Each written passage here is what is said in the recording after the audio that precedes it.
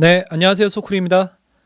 최근 서울 아파트 매매 시장이 반등했다는 이야기가 나오고 있습니다. 11호 대책 이후 지금 한 달 반가량 지났는데 반등의 기운이 돈다 이런 이야기가 나오고 있는데요.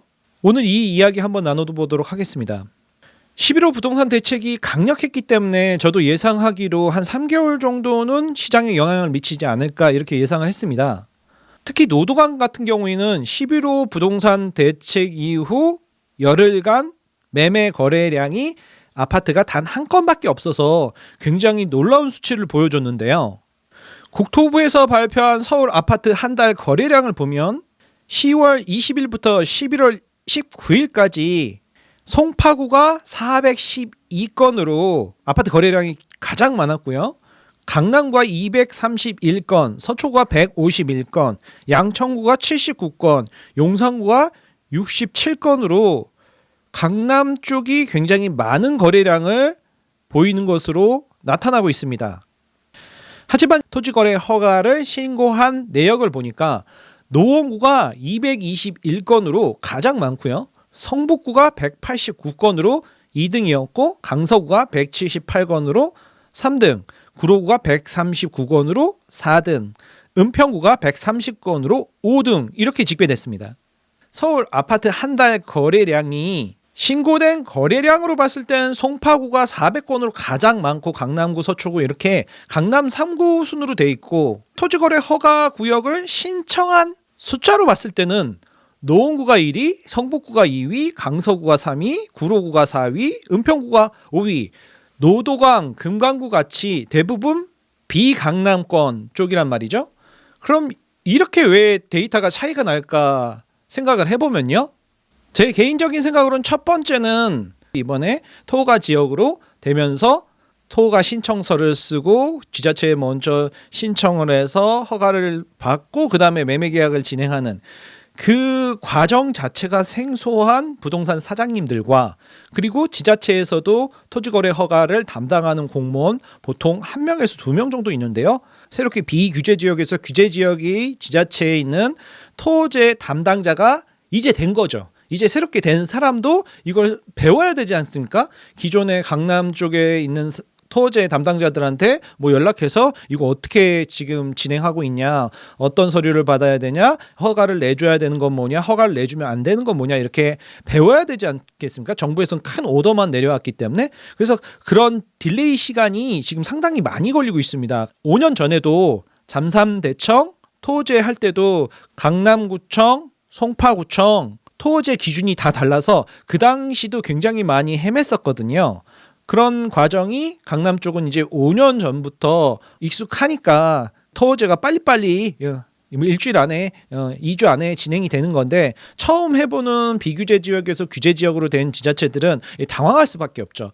그래서 공무원들과 담당 공무원들과 공인중개사 사장님들 그리고 매수자 매도자 다 혼란 속에서 서류도 준비하고 이렇게 딜레이 되는 시간이 많았고, 두 번째는 매수를 하게 되면 보통 한 달 안에 신고를 해야 되는데 그 토지 기간 3주와 한 달 4주에서 5주까지 총 7주에서 8주 정도의 기간이 더 걸리기 때문에 토지가 11호 대책 이후 10월 19일까지 약 5일간의 5일장이 열렸었죠. 그래서 10월 20일부터 토지가 시작이 됐다고 보면은 그때서부터 지금 7주가 8주가 아직 지나지 않은 물건들은 아직 신고가 덜 됐기 때문에 이런 서울 아파트 한 달 거래량이 차이가 나는 거죠. 지금 노원구만 하더라도 지금 220건이 거래가 됐고, 그리고 성북구, 강서구 이렇게 비규제 지역이었다가 규제 지역 된 곳도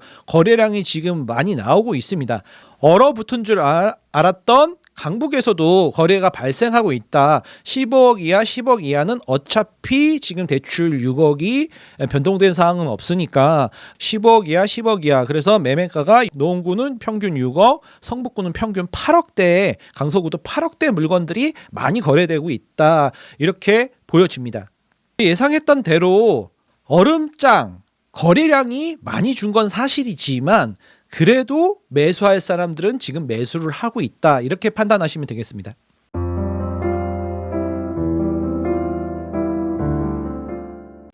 KB 아파트 매매 가격 증가율을 보면요. 지금 강북구가 지난주에는 0.09%에서 이번 주에는 0.25%로 상승을 했고요. 상승한 지역만 한번 보겠습니다. 동대문구도 지난주에 0.19%에서 0.23%로 이번 주에 상승을 했고요.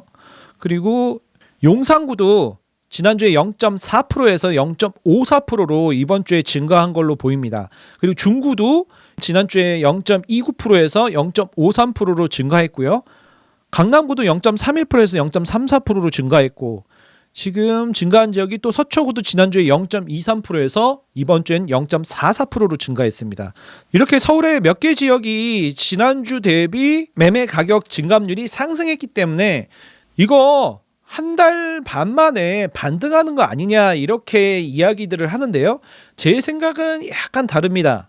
이제 아주 3주 정도는 시간을 잡고 토지 신청을 해라 이렇게 구청에서 지침이 내려오고 있고요. 공인중개사 사무소에서도 비규제 지역이었던 곳은 처음 해보기 때문에 토지 신청 방법이라든가 뭐 법무사를 끼고 이렇게 진행을 하는데 이런 많은 절차들을 모르는데 새롭게 해야 되기 때문에 지금 혼란을 많이 겪고 있는 것 같습니다.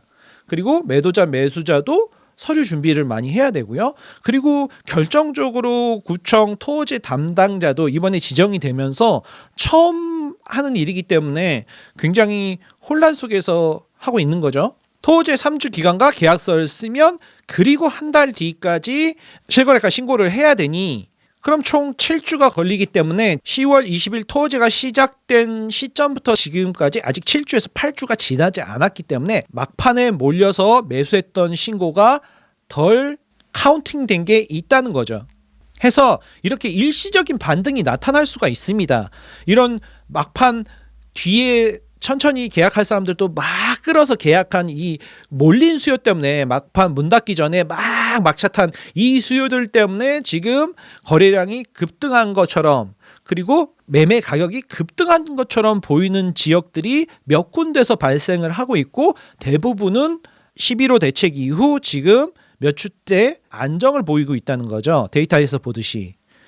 이걸 어떻게 또 알 수 있느냐 보면은 6.27 대책이 강력한 이번 정권의 첫 번째 대책 아니었습니까? 6.27 대책 때를 보시면 됩니다. 서대문구 같은 경우에 가격이 하락했다가 다시 0.37, 0.26으로 갑자기 반등을 했죠. 그러다가 다시 침체에 접어듭니다. 성동구 같은 경우도요. 6.27 대책 이후 갑자기 반등을 했다가 다시 침체에 접어들었고요. 용산구 같은 경우도 갑자기 0.34, 0.27로 반등을 했다가 다시 침체를 했었죠. 그리고 강남구 같은 경우도 0.20에서 0.26, 0.25, 23 이렇게 다시 반등을 했었습니다. 그리고 광동구 같은 경우에 특히 0.53에서 0.64로 오히려 반등을 하고 다시 가라앉는 모습. 그리고 구로구 같은 경우는 2주 뒤에 갑자기 0.24로 반등했었던 모습. 동작구 같은 경우도 0.36에서 0.38로 반등했다가 다시 주저앉는 모습.